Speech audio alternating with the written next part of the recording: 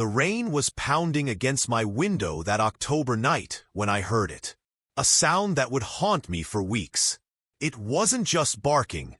It was crying. Deep, guttural sobs that seemed to come from a soul breaking apart piece by piece. I pressed my face against the cold glass, my fingertips tracing the water droplets as they raced down the surface. And I listened. In the darkness that had been my world for the past 15 years, I had learned to hear everything. But this was different. The sound was coming from the house next door.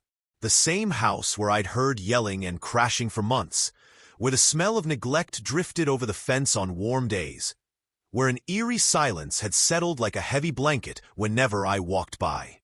And now, in the middle of this storm, something was crying out in desperation. Something that needed help. Something that was about to change my life forever. Before I continue with this story that still brings tears to my eyes every time I tell it, I'd love to know, what time is it where you are right now, and which city or state are you watching from? There's something beautiful about knowing that people all over the world can come together to hear a story about hope and healing. Please share in the comments below. My name is Sarah, and I lost my sight when I was 22 years old. A drunk driver ran a red light on my way home from work one evening, and in the span of 3 seconds, my entire world went dark. Not just visually, but emotionally, spiritually, completely. The doctors said I was lucky to be alive, but for the first few years, I didn't feel lucky at all. I felt abandoned, angry, and absolutely terrified. I had been an artist before the accident. I painted landscapes, portraits, still life compositions that captured light in ways that made people stop and stare.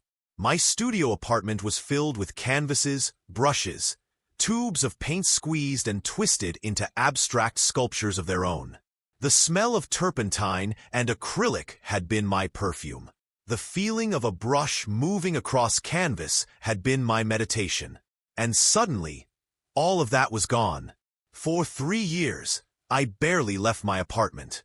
I ordered groceries online, had meals delivered, and spent most of my time in bed listening to audiobooks and feeling sorry for myself. My family tried to help. They suggested guide dog training, mobility classes, support groups. But I wasn't ready. I was still mourning the person I used to be, still hoping that somehow, miraculously, my sight would return. It was my sister Emma who finally convinced me to apply for a guide dog. She came to visit me on a particularly dark day. Not dark because of my blindness, but dark because of the depression that had settled over me like a thick fog. She sat on the edge of my bed and took my hand. "Sarah," she said, "you're not living. You're just existing. And I know the person you used to be is still in there somewhere. She deserves a chance to live again." The application process for a guide dog took almost a year. There were interviews, home visits, training sessions where I learned basic commands and mobility techniques. I was matched with an organization that specialized in training rescue dogs. Dogs who had been abandoned, abused, or surrendered by families who could no longer care for them. The trainers believed that these dogs, having experienced their own form of darkness, often formed deeper bonds with their human partners. I was told I would be paired with a German shepherd named Max. He was 4 years old, had been with the organization for 2 years, and had shown exceptional aptitude for guide work. The trainer, a woman named Carol with a gentle voice and calloused hands, told me that Max had been surrendered by his previous owner due to financial hardship, but she was vague about the details. All I knew was that he was smart, loyal, and ready to work. The day I was supposed to meet Max was the same day I heard the crying from next door. I had been living in my small house for about 6 months. It was a rental property that my brother had found for me, located in a quiet neighborhood with tree-lined streets and the kind of community where people still wave to each other from their front porches. The house next door had been empty when I moved in, but about 3 months later, new neighbors moved in. A man and a woman who spoke in sharp, clipped tones, and whose footsteps always seemed to be in a hurry. I never introduced myself. In my new world of blindness, I had become almost pathologically shy. The thought of navigating social interactions without being able to read facial expressions or body language filled me with anxiety. So I kept to myself, listening to their daily routines through the thin walls that separated our properties. The man left for work early every morning. I could hear his heavy boots on the wooden steps, the slam of a truck door, the rumble of an engine that needed a tune-up. The woman stayed home most days, and I often heard the television playing talk shows and soap operas at volumes that seemed unnecessarily loud. Sometimes there were other voices, people coming and going at odd hours, conversations that were too muffled to understand, but carried an undertone of tension that made me uncomfortable. But it was the animal sounds that really caught my attention. At first, I thought they had a dog. I could hear barking occasionally, usually when strangers approached the house or when cars drove by too fast. But as the weeks went on, the barking became less frequent and was often followed by harsh human voices and sounds that made my stomach turn. The sharp crack of something hitting something else. Yelping that was quickly silenced. Long stretches of eerie quiet that felt more ominous than any noise. I should have called someone earlier. I should have trusted my instincts and reached out to animal control or the police. But I was still learning to trust myself again, still questioning whether what I was hearing was real or just my imagination running wild in the darkness. I had become so accustomed to second-guessing myself since losing my sight that I had started doubting even the things I could hear clearly. Then came that night in October, that night when the storm rolled in, and the crying started, and I knew I couldn't ignore it any longer. The weather had been building all day. I could feel the barometric pressure dropping, could smell the electricity in the air that always preceded a major storm.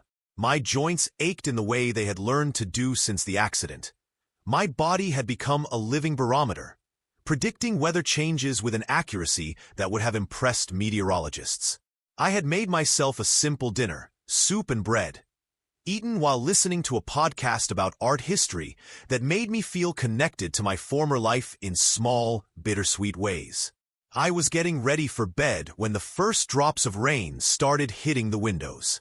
Within minutes, it had escalated into a full-scale downpour, the kind of storm that makes you grateful to be inside with a roof over your head. That's when I heard it. The crying. At first, I thought it might be a child. The sound was high-pitched, desperate, and so filled with pain that it made my chest tighten. I moved to the window that faced the neighbor's yard, pressing my ear against the glass, trying to pinpoint the source. The sound was definitely coming from their property, somewhere near the back of the house where I knew they had a small shed. As I listened more carefully, I realized it wasn't a child at all. It was an animal. A dog, most likely, but the sounds it was making were unlike anything I had ever heard before. There was a human quality to the crying, an intelligence behind the pain that made it even more heartbreaking. This wasn't just physical discomfort. This was emotional anguish, deep and raw and desperate. I stood at that window for almost an hour, listening, debating with myself about what to do. The crying would stop for a few minutes, and I would think maybe it was over. Maybe the animal had fallen asleep or been brought inside. But then it would start again, sometimes softer, sometimes building to a crescendo that made me want to cover my ears. The rain was getting heavier, and I could hear it hitting something metallic in their yard. Probably the shed roof or some kind of outdoor kennel. The thought of any living creature being trapped outside in this weather, especially one that was clearly in distress, made my decision for me. I felt around for my raincoat, my shoes, my house keys. I grabbed a flashlight even though it wouldn't help me see, but I thought it might help others see me. I was about to do something I hadn't done since losing my sight. Venture outside alone at night, in bad weather, to approach strangers who might not appreciate my interference. My hands were shaking as I unlocked my front door. The rain hit me like a wall of water the moment I stepped outside. Within seconds, my hair was plastered to my head, my clothes were soaked through, and I could taste the metallic tang of storm water on my lips. I had forgotten how disorienting rain could be when you couldn't see. Every sound was amplified and distorted. Every step felt uncertain. I made my way carefully across my small front yard, using the fence as a guide. The crying was louder now, more urgent, and I could tell I was getting closer to the source. When I reached the corner of my property where it met the neighbor's yard, I had to make a decision. Their yard was unfamiliar territory. I had no idea what obstacles might be in my path, no mental map to guide me. But the crying was getting weaker, and that scared me more than my own uncertainty. I felt along their fence until I found the gate. It was unlocked, which surprised me, but I was grateful. I pushed it open slowly, listening for any signs that the neighbors were awake, any indication that they were aware of what was happening in their own backyard.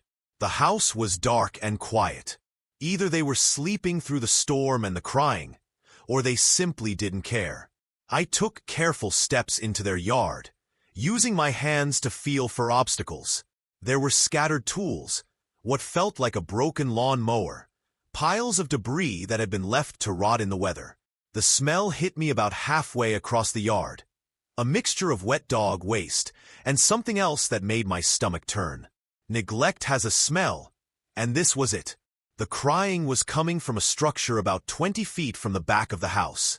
As I got closer, I could hear the sound of rain hitting metal, and I realized it was some kind of outdoor pen or kennel. The crying was definitely coming from inside. When I reached the structure, I felt around the edges with my hands. It was a crude pen made of chain-link fencing and covered with a piece of corrugated metal roofing that had several holes in it. The ground inside was muddy and waterlogged, and huddled in the far corner was the source of the crying. My fingers found the latch on the gate. It wasn't locked, just secured with a simple hook that I could lift easily. The moment the gate opened, the crying stopped. I could hear breathing, rapid and shallow, and I could sense movement in the darkness. "Hello," I whispered. "I'm here to help. I'm not going to hurt you." I extended my hand slowly, palm up, the way I remembered dog trainers demonstrating on television shows I used to watch. For a moment, nothing happened. Then I felt the softest touch against my fingertips. A wet nose, tentative and trembling. "Oh, sweetheart," I breathed. "What have they done to you?" As my hands explored more carefully, I began to understand the extent of the situation. The dog was large, definitely a German Shepherd or similar breed, but far too thin. I could feel ribs protruding under matted, soaking wet fur. There were patches where the fur was missing entirely, and when I touched those areas, the dog flinched but didn't pull away. But it was the dog's eyes that broke my heart. Even though I couldn't see them, I could feel the area around the eyes with my fingertips, and there was swelling, discharge, and what felt like old scars.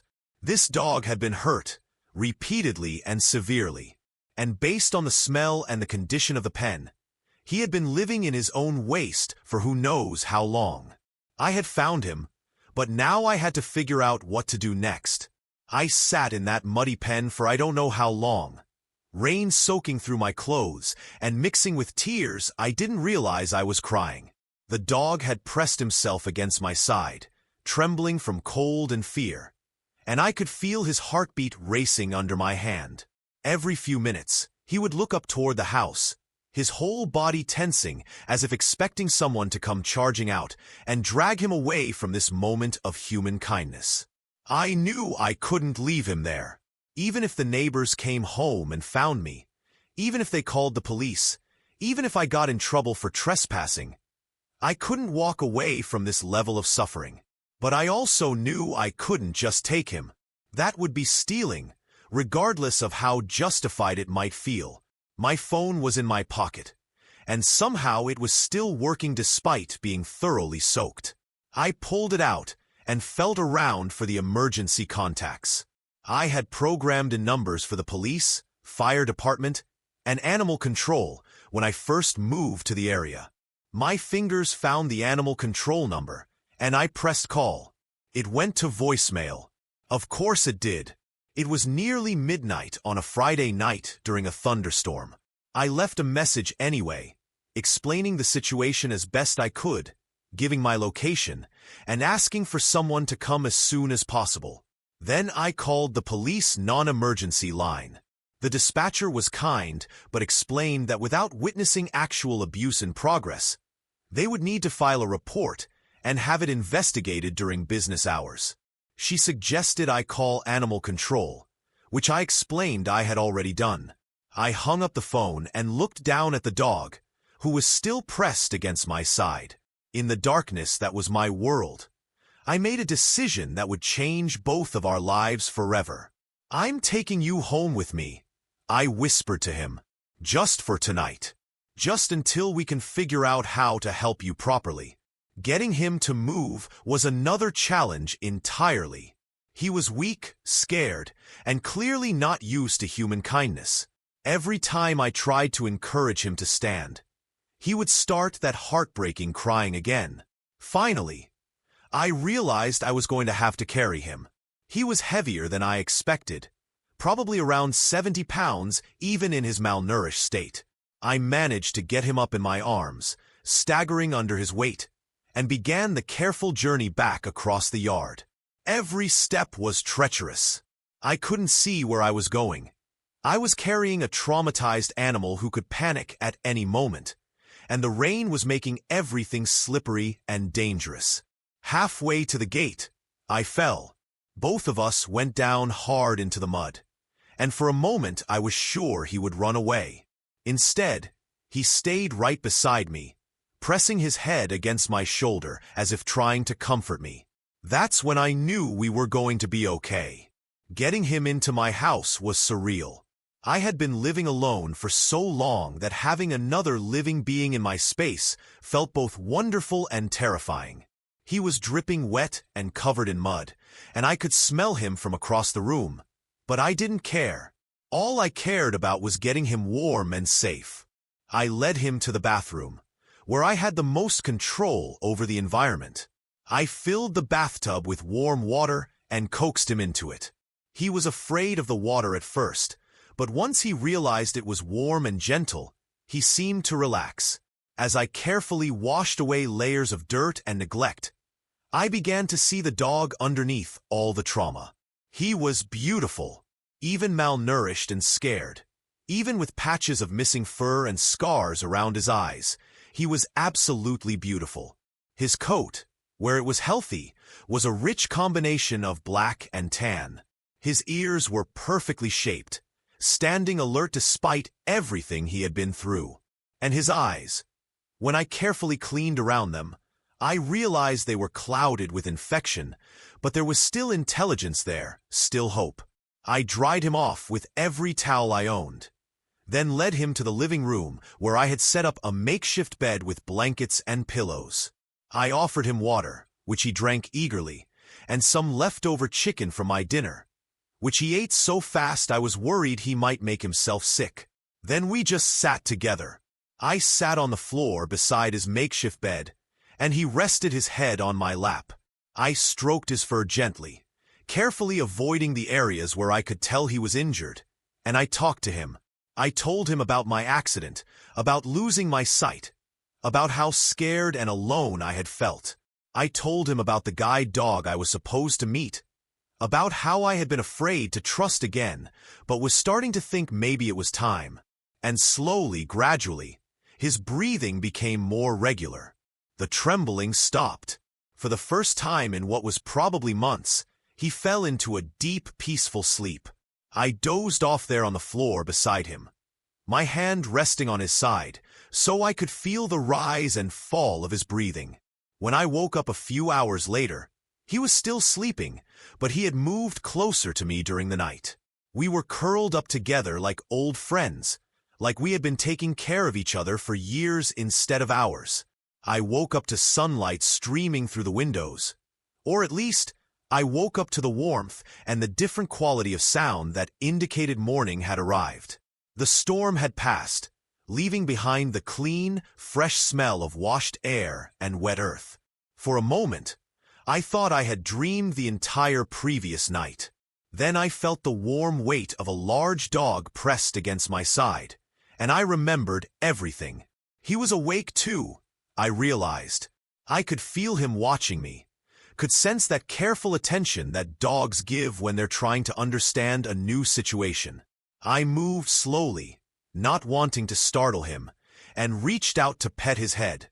His tail thumped once against the floor, a tentative wag that made my heart soar. "Good morning, sweetheart," I whispered. "How are you feeling?" As if in answer, he stretched and yawned, a sound that was so normal, so everyday, that it brought tears to my eyes. Here was a dog who had been crying in desperation just hours before, and now he was greeting the morning like any other dog might do. I made my way to the kitchen to start coffee and figure out what to feed him. I had some canned soup, leftover chicken, and not much else that seemed appropriate for a dog who had clearly been starved. I settled on small portions of plain chicken and rice, figuring bland food would be easier for his stomach to handle. While the rice was cooking, I called my veterinarian. Dr. Martinez had been taking care of neighborhood pets for over 20 years, and I had heard good things about her from other people in the area, though I had never needed her services myself. When I explained the situation, she immediately offered to see him that morning, even though it was Saturday. The bigger challenge was transportation. I didn't drive anymore, obviously, and I wasn't sure how to get a large, traumatized dog to a veterinary appointment. I called my sister Emma, and she was at my house within an hour, armed with a leash, a crate, and a determination to help that reminded me why I loved her so much. When Emma saw him, she gasped. "Sarah," she said, "this dog has been through hell. But look at how he's staying right beside you. Look at how he trusts you already." She was right. From the moment I had brought him inside, he had barely left my side. He followed me from room to room, always staying close enough that I could reach out and touch him if I needed to. It was as if he had decided that I was his person, and nothing was going to separate us again. Dr. Martinez's office was a small clinic in an older part of town, the kind of place where the veterinarian knows every pet by name and treats each animal like it belongs to her own family. When we arrived, she took one look at him and immediately ushered us into an examination room. What I learned during that appointment changed everything I thought I knew about animal abuse and neglect. He was approximately 4 years old, she told me, running her hands carefully over his body while he stood pressed against my legs. He's severely malnourished, probably hasn't had proper food in months. These scars around his eyes appear to be from repeated trauma. Someone has been hitting him in the face, probably with some kind of object. The eye infections are serious but treatable. The missing patches of fur are from stress and poor living conditions. She paused, and I could hear her taking notes on a clipboard. But here's what's remarkable, she continued. Despite everything he's been through, his temperament is incredible. He's gentle, responsive, and clearly bonded to you already. This is a dog who should be aggressive or fearful after this level of abuse, but instead he's seeking comfort and connection. That tells me something important about his basic nature. She recommended a treatment plan that included antibiotics for the eye infections, medicated baths for his skin, a carefully controlled diet to help him gain weight safely, and lots of patience as he learned to trust the world again. But what about his owners? Emma asked. What happens when they realize he's gone? Dr. Martinez looked at me seriously. Based on what I'm seeing here, this is a clear case of animal abuse and neglect. I'm required by law to report this to animal control and the police. If these people want him back, they'll have to prove they can provide proper care, which I seriously doubt they can do. In the meantime, Sarah, if you're willing to foster him, I think you could save his life. Foster him. The word hung in the air between us like a question mark. I had never owned a dog before. I was still learning how to take care of myself as a blind person. I was supposed to be getting a professionally trained guide dog, not a traumatized rescue who needed months of rehabilitation. But when I reached down to pet his head, he leaned into my touch with such trust, such hope, that I knew I couldn't say no. Within hours of Dr. Martinez filing her report, animal control and the police were at my neighbor's house. I watched from my living room window. Not watched exactly, but listened to the commotion next door with a mixture of anxiety and relief. There were raised voices, official-sounding conversations, and at one point, what sounded like additional animals being removed from the property. Officer Johnson came to my house later that afternoon to take my statement. She was patient and thorough, asking detailed questions about what I had heard, when I had heard it, and exactly what condition the dog was in when I found him. She explained that they had discovered 3 other animals on the property, all in various states of neglect, and that the owners were being charged with multiple counts of animal cruelty. The dog I had rescued, who still didn't have a name, was officially seized as evidence. But because he was receiving medical care and was in a safe environment, Officer Johnson said he could remain with me as a foster placement while the legal proceedings continued. "There's something else," she said as she was preparing to leave. "We found paperwork in the house that might interest you. It appears this dog was originally from a guide dog training program. He was returned to the program a few years ago due to what they listed as behavioral issues, but then he somehow ended up with these people. I thought you should know, given that I understand you've been waiting for a guide dog yourself." After she left, I sat on my living room floor with my arms around him, processing this information. A guide dog. He had been trained as a guide dog. No wonder he stayed so close to me.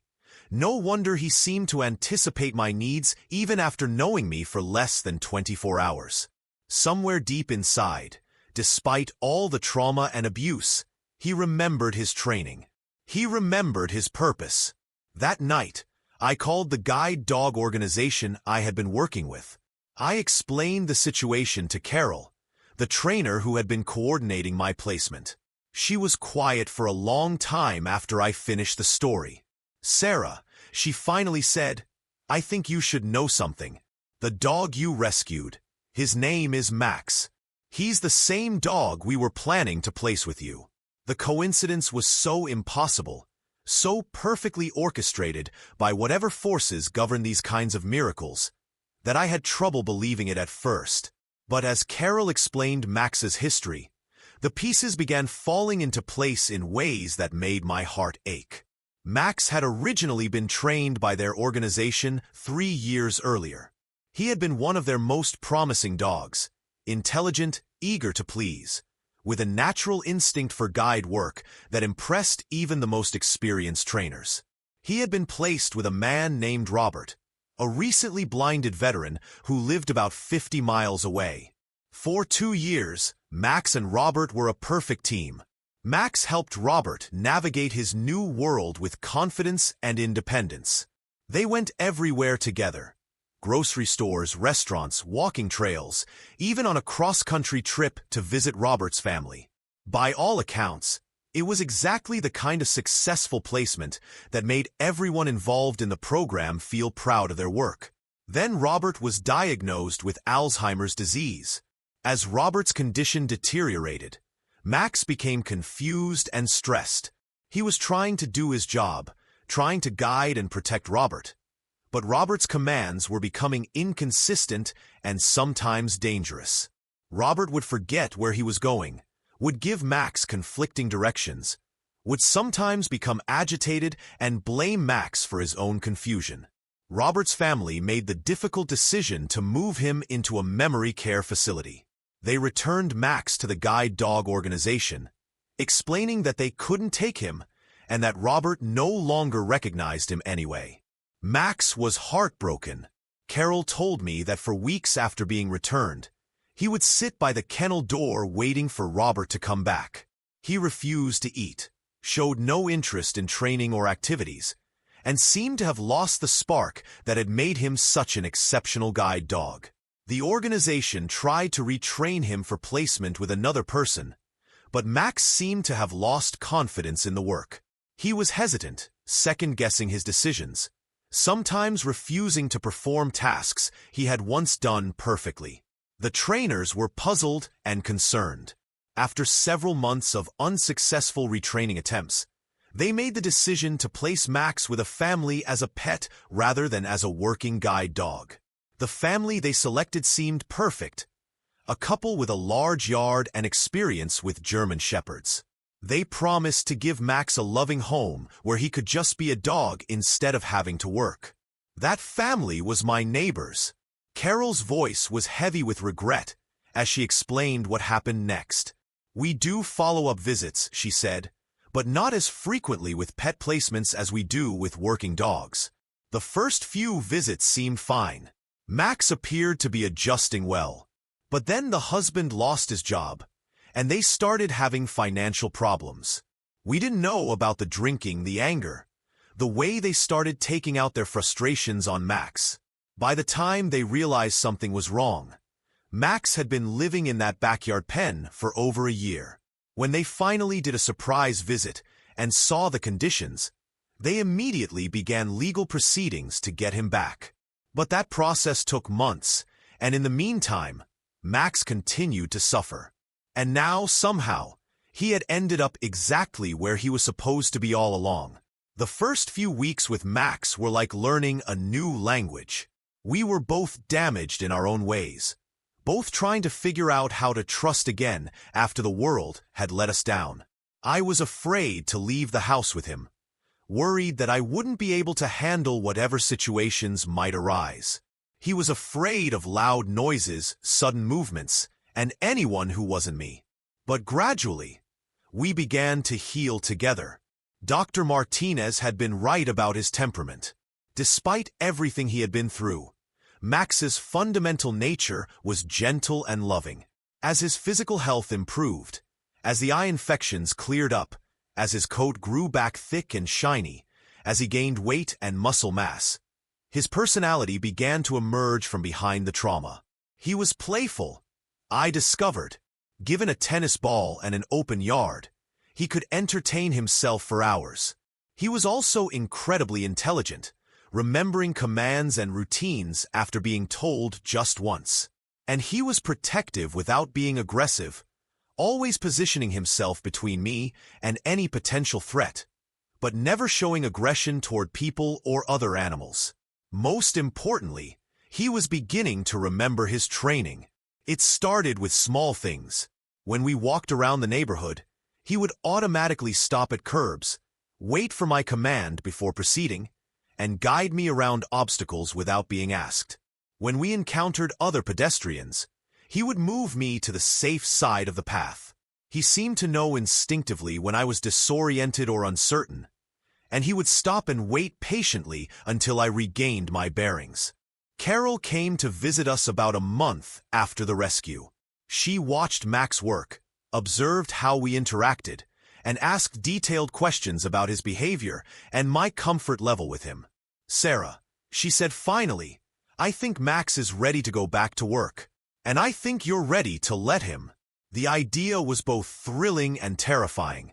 I had been preparing for a guide dog for over a year, but I had imagined a formal training period, structured lessons, careful preparation. This felt different, more organic, more natural, but also more uncertain. We started slowly. Carol arranged for us to work with a mobility instructor who specialized in teams where the dog had previous experience, but the handler was new. We spent hours walking familiar routes, practicing commands, building communication and trust between us. Max was eager to work. It was as if having a job again, having a purpose, had awakened something in him that had been sleeping since his return from Robert. He moved with confidence, made decisions quickly and correctly, and seemed to take genuine pride in keeping me safe. But it was more than just the practical aspects of guide work. Max was teaching me to trust the world again in ways I hadn't even realized I needed to learn. 3 months after that rainy October night, Max and I had our first official evaluation as a guide dog team. We met Carol at a busy shopping center, where we would be tested on everything from navigating crowds to finding specific locations to handling unexpected obstacles. I was nervous. This was our chance to prove that we belonged together, that the miracle of our meeting wasn't just coincidence but destiny. If we failed, Max would have to go back into the program for more training, and I would have to wait for another dog. After everything we had been through together, the thought of separation was unbearable, but Max was calm and confident. From the moment we started working, he was completely focused, completely professional. He guided me through crowds with ease, found the stores I asked for, stopped at every curb, and waited for permission to proceed. When a small child ran directly in front of us, Max stopped so quickly and smoothly that I barely felt the interruption to our pace. The most challenging part of the evaluation was something called intelligent disobedience. Situations where the dog must refuse to follow a command because it would put the handler in danger. Carol had set up several scenarios where I would give Max a command that he should refuse if he was doing his job properly. The first test involved a low-hanging branch that I couldn't detect, but would have hit me in the face if Max had followed my forward command. He stopped, backed up slightly, and guided me around the obstacle without hesitation. The second test was more subtle. Carol had arranged for construction workers to leave a pile of debris in a walkway that I regularly used. When I gave Max the command to go forward along our usual route, he paused, assessed the situation, and chose an alternate path that kept me safe. But it was the third test that brought tears to everyone's eyes. Carol had asked a volunteer to approach us aggressively, shouting and waving his arms, to see how Max would respond to a perceived threat. It was the kind of situation that might have triggered memories of his abuse, might have caused him to panic or become aggressive himself. Instead, Max calmly positioned himself between me and the volunteer, sat down and waited. He didn't bark, didn't show any signs of fear or aggression. He simply made it clear that he was prepared to protect me if necessary. But he wasn't going to escalate the situation. When the volunteer stopped his performance and stepped back, Max immediately relaxed and looked up at me for his next command. "Perfect," Carol said, and I could hear the emotion in her voice. Absolutely perfect. The court case against my former neighbors took almost 6 months to resolve. During that time, Max lived with me under the foster arrangement, and we continued to work together and bond as a team. The legal proceedings were difficult emotionally. I had to testify about what I had heard and seen, describe the condition Max was in when I found him, and relive that night over and over again for lawyers and judges. But the outcome was worth it. The couple was convicted of multiple counts of animal cruelty and banned from owning pets for 10 years. They were also required to pay restitution for Max's medical care and rehabilitation. Most importantly, they officially surrendered all rights to Max, making him available for permanent placement. The guide dog organization had been waiting for this moment. The day the legal case was finalized, Carol called me with paperwork that would make Max officially mine. Not as a foster dog, not as a temporary placement, but as my permanent guide dog partner. I signed the papers with tears streaming down my face. Max, who was lying beside my chair as I worked, seemed to sense the importance of the moment. He rested his head on my lap and gave a deep, contented sigh. We had both been through so much to get to this point. We had both lost homes, lost faith, lost hope at different times. But somehow, we had found each other at exactly the moment when we both needed saving. In the year since Max became officially mine, our life has transformed in ways I never could have imagined. With Max as my guide, I have regained confidence and independence I thought I had lost forever. We take long walks through the city, visit museums and parks, and meet friends for coffee. I have even started painting again. Not the same way I used to, but with a new style that relies on texture and memory rather than sight. Max has transformed too. The scared, broken dog I found crying in that storm has become confident, playful, and proud. His coat gleams with health, his eyes are clear and bright, and he carries himself with the dignity of a dog who knows he has an important job to do. But it's not just about the work we do together. Max has taught me about resilience, about the power of second chances, about the way love can heal even the deepest wounds. Every morning when I wake up and feel his warm weight beside me on the bed, I am reminded that some of the best things in life come to us through the darkest storms.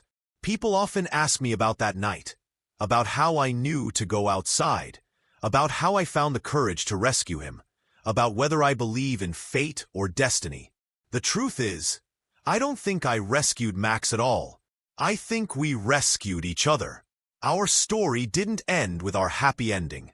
Word spread through the community about the blind woman and her guide dog who had found each other in the most unlikely circumstances.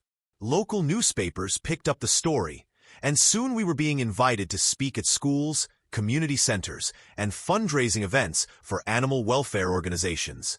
Max seemed to love these appearances as much as I did. He would sit patiently beside me as I told our story, occasionally wagging his tail when the audience gasped or applauded at particularly dramatic moments. Children were especially drawn to him, and he had a gentle way of letting them pet him while still maintaining his professional demeanor. Through these speaking engagements, we met other people who had been through similar experiences. People who had lost their sight and were learning to navigate the world again. People who had rescued animals from abusive situations. People who had found hope in the darkest moments of their lives. One of the most meaningful encounters was with a young man named David who had lost his sight in a military accident. He had been resisting the idea of a guide dog, convinced that he could manage on his own. After hearing our story, he decided to apply for a dog through the same program that had trained Max. 6 months later, David called to tell me that he had been matched with a German Shepherd named Luna, a dog who had also been returned to the program after her first placement didn't work out. David and Luna were thriving together, and he credited our story with giving him the courage to take that leap of faith. These connections, these ripple effects of our experience, have been some of the most rewarding aspects of our journey together. As I write this, Max is lying at my feet in the sunny spot by the living room window where he likes to nap in the afternoons. His breathing is deep and regular, the sound of a dog who feels completely safe and content. Sometimes I reach down just to touch his fur, to reassure myself that he's real, that this life we've built together isn't just a dream. We have challenges ahead of us, I know. Max is getting older, and eventually there will come a time when he won't be able to work anymore. The Guide Dog organization has already talked to me about transitioning to a younger dog when that time comes, but I can't imagine Max not being part of my life in some capacity. For now, though, we're focused on the present. Tomorrow we have a speaking engagement at a local high school, where we'll talk to students about perseverance, about the importance of speaking up when they see injustice, about the way broken things can become beautiful when they're given a chance to heal. Next week, we're starting a new adventure. I've been accepted into a program that trains people with disabilities to become animal therapy volunteers. Max and I will be visiting hospitals and nursing homes, bringing comfort to people who are going through their own dark times. It feels like the perfect next chapter for us. We both know what it's like to feel abandoned, afraid, and hopeless. But we also know what it's like to be saved by unexpected kindness, to find family in unlikely places, to discover that sometimes the thing we think we've lost forever is just waiting for us in a different form. If there's one thing I want people to take away from our story, it's this: pay attention to the sounds around you. Not just the obvious ones, but the quiet cries for help that happen in the shadows when no one thinks anyone is listening. That night in October, I could have chosen to ignore what I was hearing. I could have convinced myself it wasn't my business, that someone else would handle it, that I wasn't capable of making a difference. But because I chose to listen, because I chose to act despite my fear and uncertainty, 2 lives were saved, Max's and mine. There are Maxes everywhere, suffering in silence, waiting for someone to hear them and care enough to help. There are people like me everywhere, isolated by disability or trauma or fear, thinking they have nothing to offer the world. But when we find each other, when we're brave enough to reach out across the darkness, magic happens. The blindness that I once thought had ruined my life turned out to be the thing that made me sensitive enough to hear Max's cries. The abuse that Max suffered, which should have made him aggressive and fearful, instead made him grateful for every moment of kindness. Our brokenness became the foundation for something stronger and more beautiful than either of us could have built alone. Tonight, as I finish writing this story, there's another storm rolling in. I can feel the familiar drop in barometric pressure, and can smell the electricity in the air. Max is alert beside me, not anxious but attentive, ready to comfort me if the storm sounds trigger memories of that night 15 months ago. But I'm not afraid of storms anymore. I know now that sometimes the worst weather brings the most important gifts. Sometimes the darkest nights lead to the brightest mornings. Sometimes the thing that seems like an ending is actually just the beginning of something you never could have imagined. Max shifts beside me, resting his chin on my foot in that gentle way he has of letting me know he's there. His presence is steady and warm, a reminder that I am not alone, that I am loved, that I have purpose and value even in my imperfection. The rain has started, gentle at first but building intensity. And somewhere out there in the storm, I know there are other cries for help waiting to be heard, other chances for miracles disguised as crises, other opportunities for broken things to save each other and become whole. I close my laptop and reach down to stroke Max's head. His tail thumps once against the floor, and I can feel him smile in that way that dogs do when they're completely content. We've come so far from that night when we found each other in the darkness. But in some ways, our journey is just beginning. We have so much love to give, so many people to help, so many storms to weather together. And I can't wait to see where the next adventure takes us. Tomorrow, we'll wake up and face the world as we always do now. Together, confident, ready for whatever comes our way. Max will do his job of keeping me safe, and I'll do my job of making sure he knows he's loved. We'll walk through the neighborhood where we met, past the house where Max once suffered, and we'll remember how far we've come. But tonight, we'll just listen to the rain and be grateful for storms, for the darkness that taught us to appreciate the light, for the crying that led us to each other, and for the love that heals all wounds given enough time and patience. Some stories end happily ever after. Ours ends happily ever after and after and after, because true love, the kind that saves lives and changes everything, doesn't have an ending. It just keeps growing, spreading, creating new beginnings everywhere it goes. And in the morning, when the storm has passed and the sun is shining, Max and I will step outside together into a world full of possibilities, ready to write the next chapter of our miraculous, impossible, beautiful life together.